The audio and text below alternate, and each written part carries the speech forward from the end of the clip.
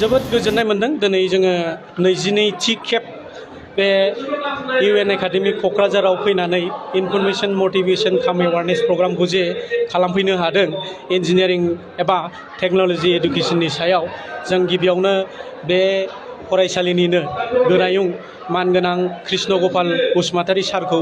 धन्यबाद एबा गोजोननाय बावहरग्रोयो बिथांनि हेफाजाब एबा बिथांनि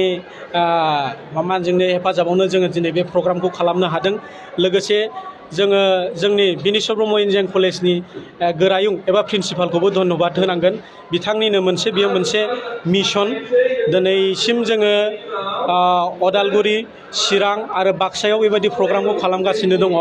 जायफोर स्टुडेन्टफ्रा 9 आरो 10 फरायगासिनो दङ बा हायार सेकेन्डारि फरायगासिनो दं 11-12 बेफोर स्टुडेन्टफोरनि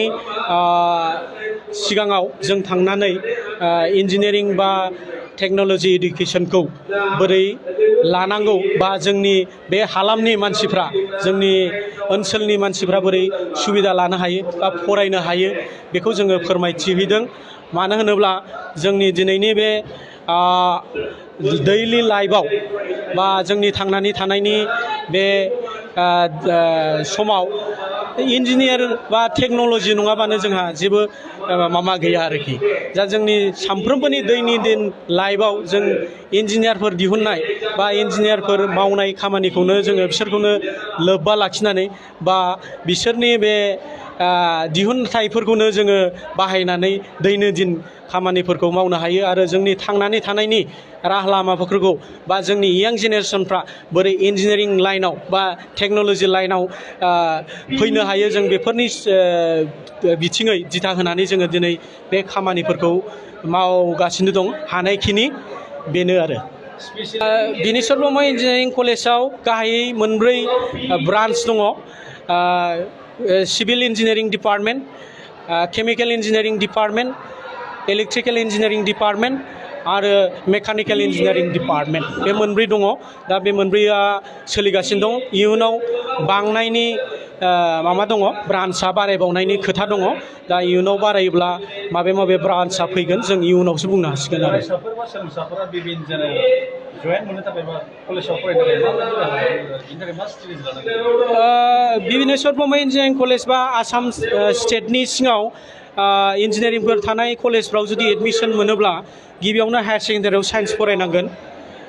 साइन्स फरायनायनि उनाव एन्ट्रेन्स होनांगोन CWE खौ आस2आ कन्डाक्ट खालामो बे CWEनि एन्ट्रेन्स होखांनायनि उनाव एन्ट्रेन्सआव जेब्ला बियो मार्क केरि खालामगोन